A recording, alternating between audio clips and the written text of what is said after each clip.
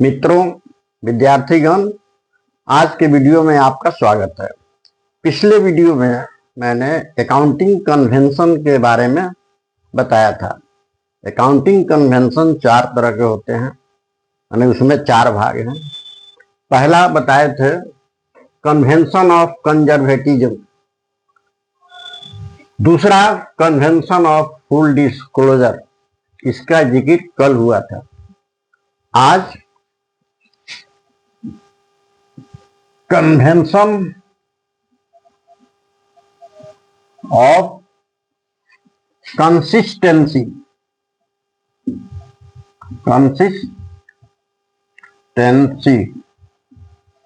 Convention of consistency. Consistency का मतलब होता है ऑलवेज द सेम, माने कोई भी चीज एक रूप में रहे।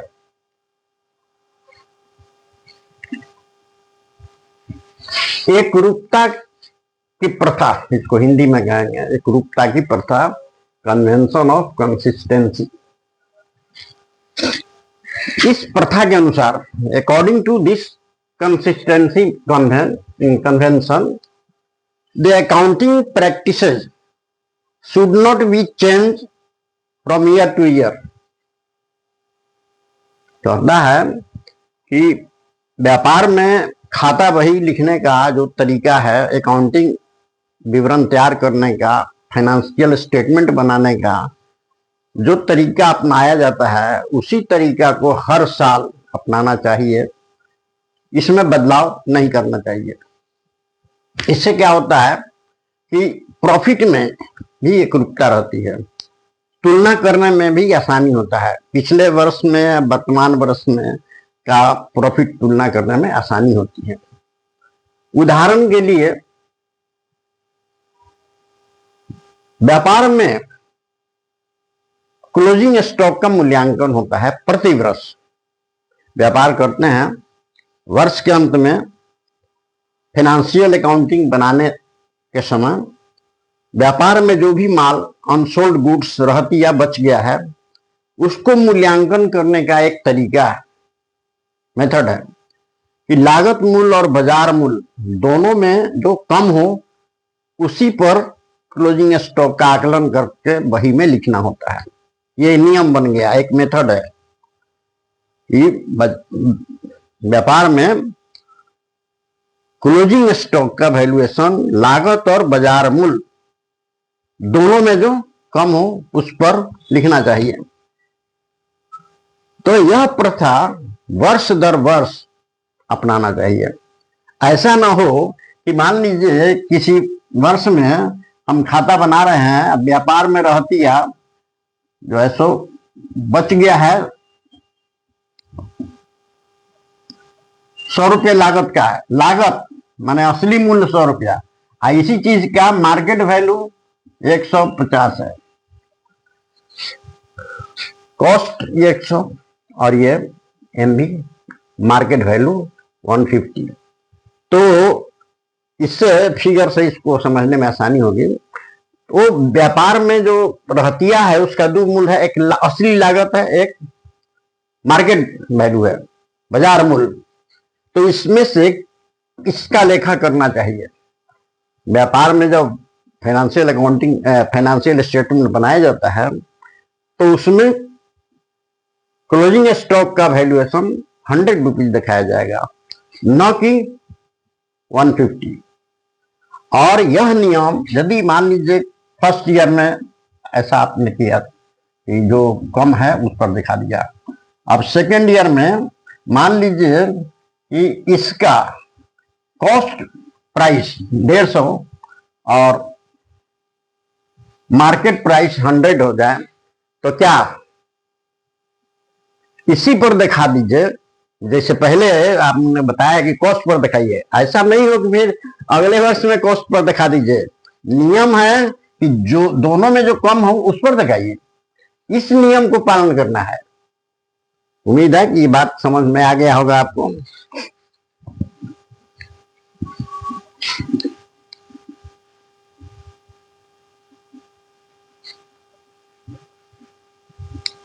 ऐसा करने से ही एक रूपता बनी रहती है फाइनेंशियल स्टेटमेंट में। कंसिस्टेंसी का मतलब यही हुआ, एक रूप में रहना। जो भी नियम विधि अपनाया जाता है उसको ईयर टू ईयर, वर्ष दर वर्ष उसी को अपनाना चाहिए। एक और उदाहरण लेते हैं मेथड ऑफ डेप्रिसिएशन पर। जैसे व्यापार में अस्थाई संपत्ति का प्रयोग किया जाता है, बिल्डिंग, प्लांट, मशीनरी वगैरह वगैरह, और उन संपत्तियों पर प्रति वर्ष ह्रास चार्ज किया जाता है। मशीन काम करता है, बिल्डिंग या फर्नीचर या फिक्चर्स या मोटर व्हीकल्स, कोई भी चीज हो अस्थाई संपत्ति, उसका प्रयोग होने से उसके मूल्य में और कार्य क्षमता में कमी आती है। इसी के लिए प्रति वर्ष एक निश्चित दर से ह्रास काटा जाता है। और ह्रास काटने की बहुत सारी विधियां हैं, वो अलग चीज हो गया, लेकिन उसमें से दो नाम लेते हैं। अस्थाई प्रभाग पद्धति यानी फिक्स्ड इंस्टॉलमेंट सिस्टम, और दूसरा है डिमिनिशिंग बैलेंस मेथड। ह्रास काटने की दो विधियां हैं, फिक्स्ड इंस्टॉलमेंट मेथड और डिमिनिशिंग बैलेंस मेथड। हमने यहां बताया है इस संदर्भ में कि अस्थाई संपत्तियों पर ह्रास काटने का विधि एक ही होना चाहिए, वर्ष टू वर्ष, माने वर्ष दर वर्ष एक ही विधि से ह्रास काटना चाहिए। जैसे मान लीजिए एक संपत्ति है 1 लाख रुपए का, अस्थाई संपत्ति एसेट्स,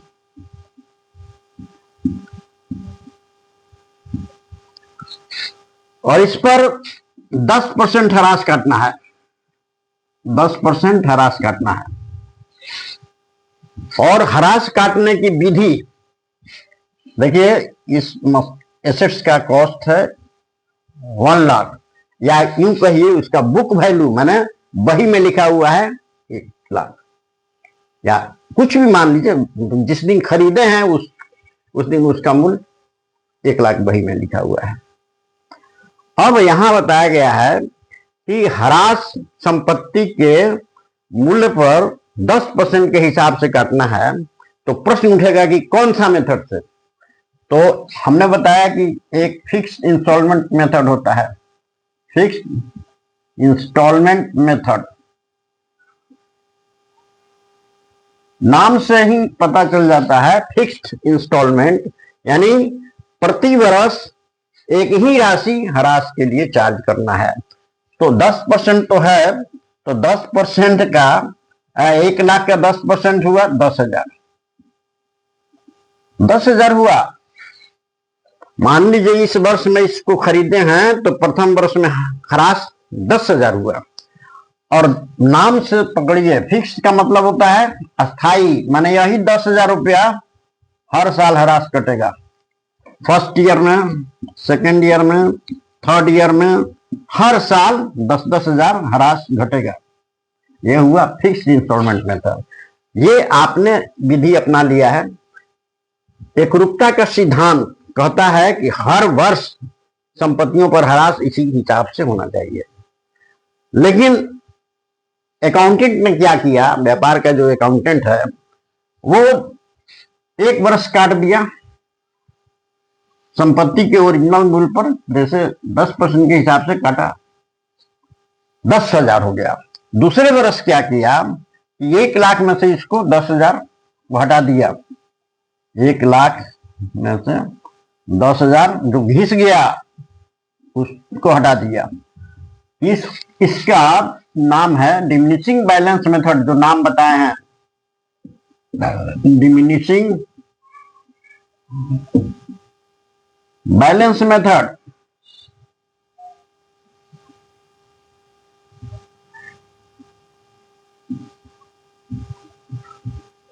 ये सब रफ समझने के लिए लिख रहे हैं। 2 मेथड बताए हैं पहले ही, ये लंबा नहीं हो इसलिए 2 ही लिए हैं। यहाँ उसकी सबकी जरूरत नहीं है, 2 मेथड का जरूरत है। तो एक मेथड हुआ फिक्स इंस्टॉलमेंट मेथड, जिससे ही ह्रास काटे हैं। इसका अर्थ बता दिए हैं कि इसी नियम कहता है कि हर साल प्रति वर्ष ह्रास की एक ही राशि होनी चाहिए। यानी एक बार कैलकुलेट कर लीजिए, प्रथम वर्ष में 10% के हिसाब से 10,000 होना चाहिए, यानी इस मूल्य पर, और बार बार निकालने की जरूरत नहीं है, बस यही ह्रास हो रहा है। कुछ दिन के बाद क्या किया अकाउंटेंट, एक साल मैंने प्रथम वर्ष में काट दिया 10% इसको। अगले वर्ष क्या किया कि इसमें से ह्रास निकाल दिया, यानी उसका समझ है कि कॉस्ट प्राइस में से तो इतना घिस गया, तो इस पर थोड़े ह्रास घटेगा। अब तो 90,000 बचा, उसने इस पर निकाल दिया, तो क्या हो गया, 10 के बजाय 9,000 ह्रास हो गया, 10 के बजाय 9,000। यह इस सिद्धांत के अगेंस्ट जा रहा है, ये कहता है कि एकरूपता बनी रहनी चाहिए, जो भी नियम अपनाते हैं वर्ष दर वर्ष एक ही होना चाहिए, लेकिन यहां डिफर कर गया। इससे नुकसान होता है, इससे बही में जो रिजल्ट आएगा, व्यापारिक रिजल्ट जो आपको मिलेगा, वो सही नहीं मिलेगा, वो सही नहीं मिलेगा। अगर तुलनात्मक अध्ययन करें पिछले वर्ष के फाइनेंशियल स्टेटमेंट को, वर्तमान वर्ष के स्टेटमेंट को, तो दोनों के लाभ में अंतर मिल जाएगा, क्योंकि यही अंतर दिखा रहा है कि एक मद है डेप्रिसिएशन, इसमें तो इतना अंतर हो गया, तो और भी संपत्ति होगी और में ह्रास काटिएगा अलग अलग, तो रिजल्ट तो एकदम अलग हो जाएगा। इसलिए तुलनात्मक दृष्टिकोण से यह बहुत जरूरी है, तुलना करने के दृष्टिकोण से ये जरूरी है।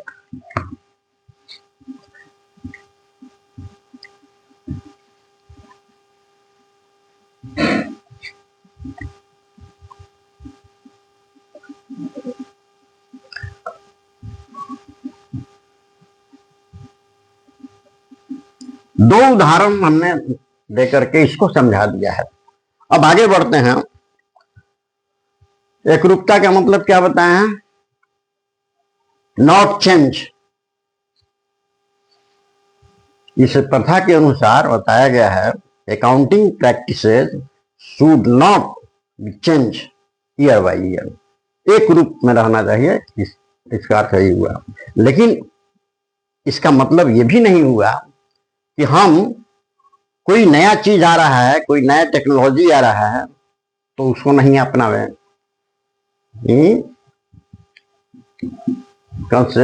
कंसिस्टेंसी का मतलब हुआ एकरूपता, एक रहना चाहिए।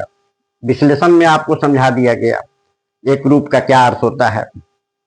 लेकिन आगे बढ़िए, कंसिस्टेंसी का मतलब यह नहीं हुआ कि नए चीज को, नए टेक्नोलॉजी को आप नहीं अपनाएं।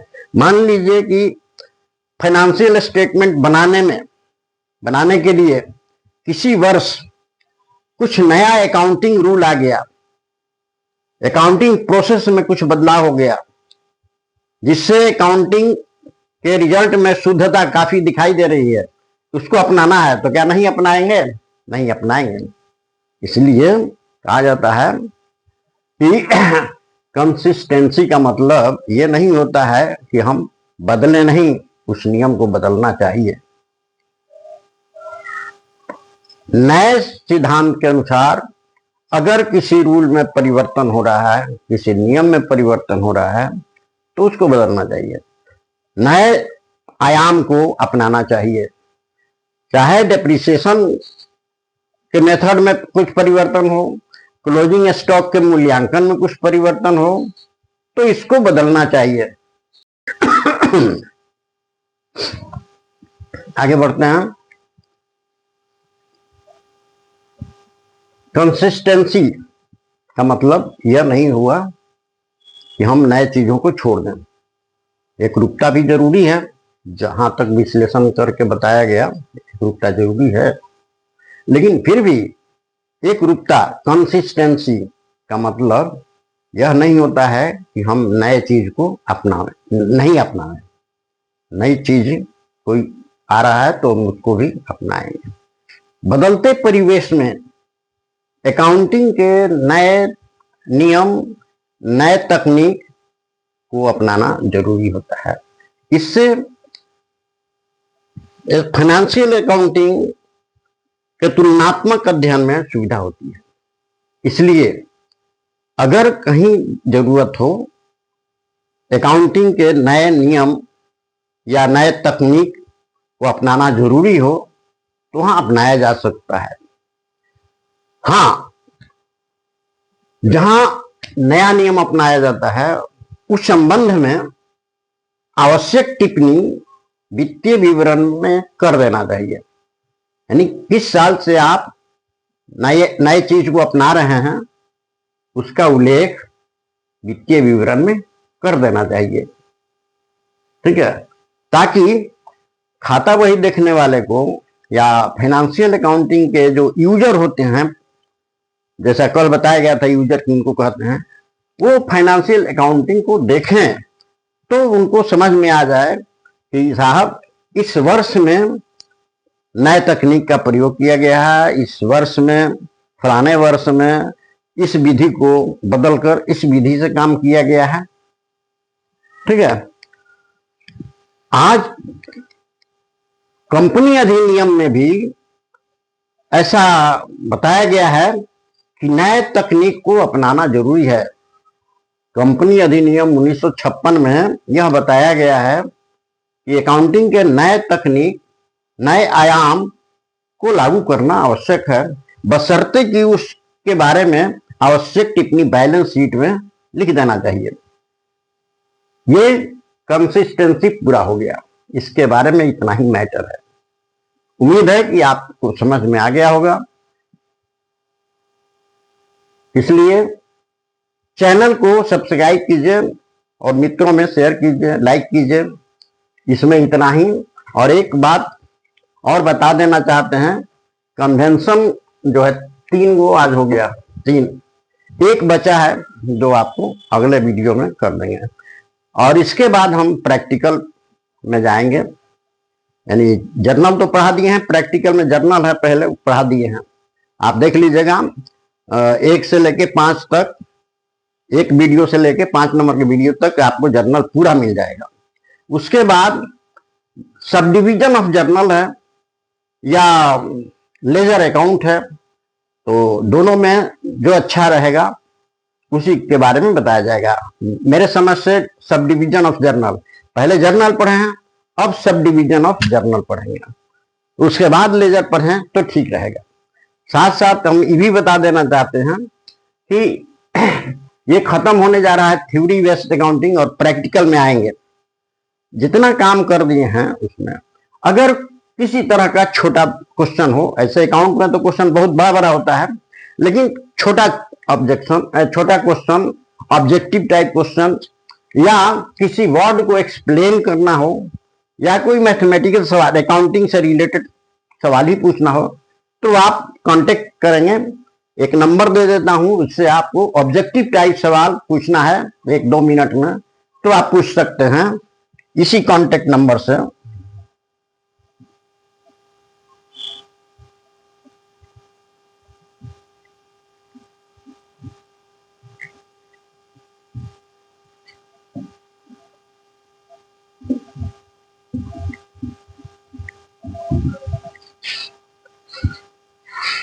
एक